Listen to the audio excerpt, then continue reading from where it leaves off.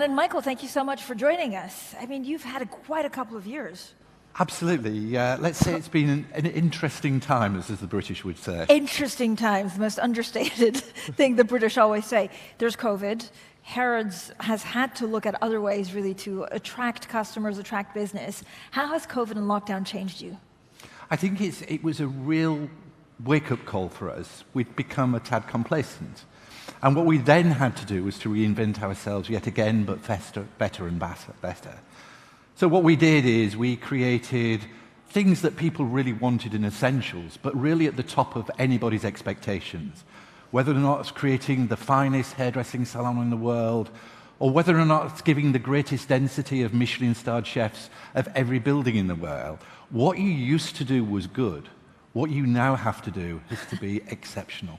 And this means what? Being closer to your customers? So personal shopping virtually, for example? We created private shopping that people could access anywhere in the world, and we'd make sure that they got whatever they want. And that facility is still open. But what we're seeing as people get back into travel, that love of going into the Palace of Knightsbridge has not changed. And people are coming back, particularly from America and the Middle East, and really experiencing what we've done. Because while we were closed, actually we had more builders in the building than anyone else. And we've transformed it. And I think it's that transformation that's important. But I guess you have two things. So first of all, it's the most famous retail shop in the world, but then you also have very loyal customers. How do you do that loyalty? I think it's also the two are linked so inextricably.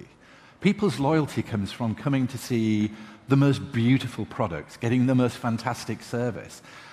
We don't advertise, it's all word of mouth, because people in that genre come and collect as individuals. So it is a self-fulfilling prophecy. If we find really unique products that nobody else can find, then I'll guarantee our very, very discerning customer will come and find us. Give us a flavor, Michael. Like, unique products like what? About 3 weeks ago, we had the pleasure of having access to a £420,000 bag, which was coveted by several young ladies, but unfortunately, there is only one. There'll only ever be one in the world, and it was only available from one store. And so I imagine that actually the relationship between you and also on the other side, right, the people that make the bags, some of these fashion houses, has to be extremely strong if they give you exclusivity. It is unbelievably strong because they also want to create this aura, and this aura of their brand being part of that luxury experience at Harrods adds value. Whoever you are, whether it is in a Chanel, a Hermes, or a Vuitton, they want to be part of that experience, and therefore we're fortunate of positioning ourselves at the forefront of it. Michael, is there a limit to how much luxury you can sell? We're going through huge economic shifts. Is there also a limit on how much some of these luxury companies can charge for their items? I think people always say that the luxury bubble will burst. I think we had it when people said that digital watches were going to take over from mechanical watches, and I have a waiting list on every mechanical watch.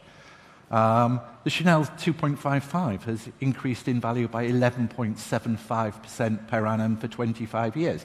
That's one hell of a bubble. So no, I don't think there is any limit. And we still have inquiries. We've currently got a customer who wants to buy a $64 million ring. I mean, online? Not online. I'm getting some great questions from the audience. How is Harrods trying to appeal to Gen Z? It appeals through different categories. So we have uniqueness of product in things such as cosmetics and toiletries. So when Gucci launched its range of cosmetics, you only could buy it at Harrods. When Hermes launched, you could only buy it at Harrods. So getting in through accessible product categories is hugely important. And then through our CRM system, we capture data and we trade you up from the cosmetic through to the purse, through to the handbag, and ultimately into apparel. Michael, what's Harrods' best kept secret?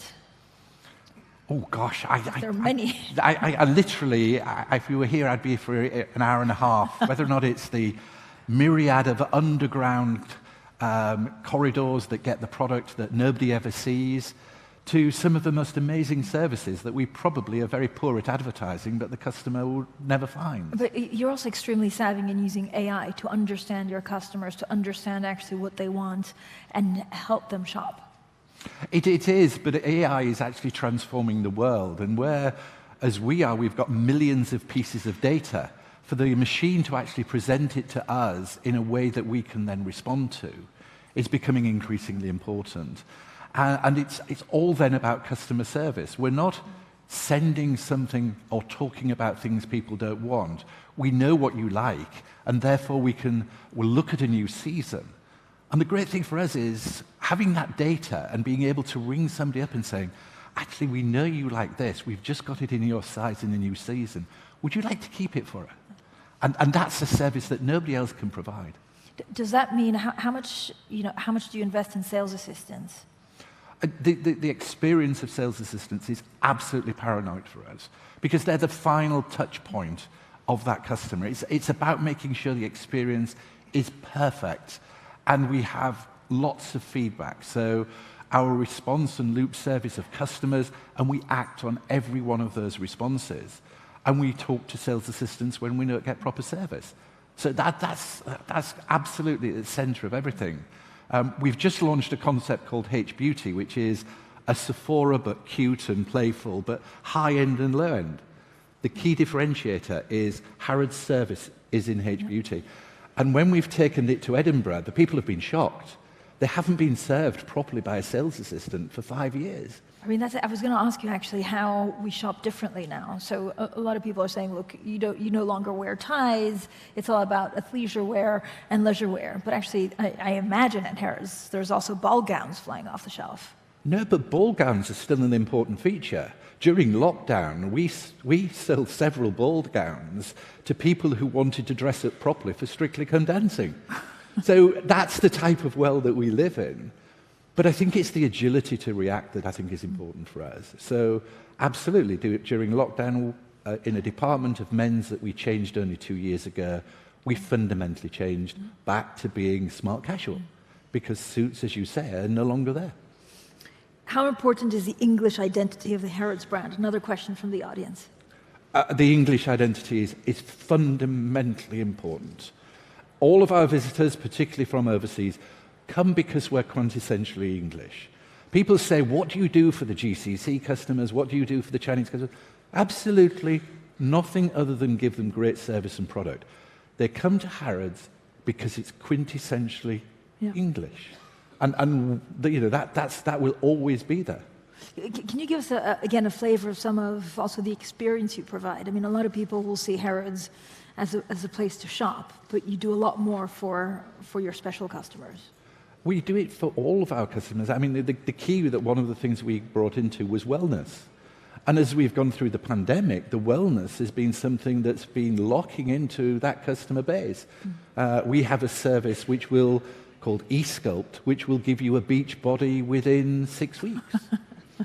It is fully booked. But we do dietitians, we do all of these things, and it builds a relationship that isn't about shopping. It's about a partnership. It's about being a trusted advisor. And that's an important part of what we do. I mean, Ed in the audience is asking, is your suit from Harrods? Which I think is a brilliant way to end. Is your suit from Harrods, Michael? Everything I wear is from Harrods. I do get staff discount. Thank you so much for joining us today. No, it's always a pleasure. Thank you.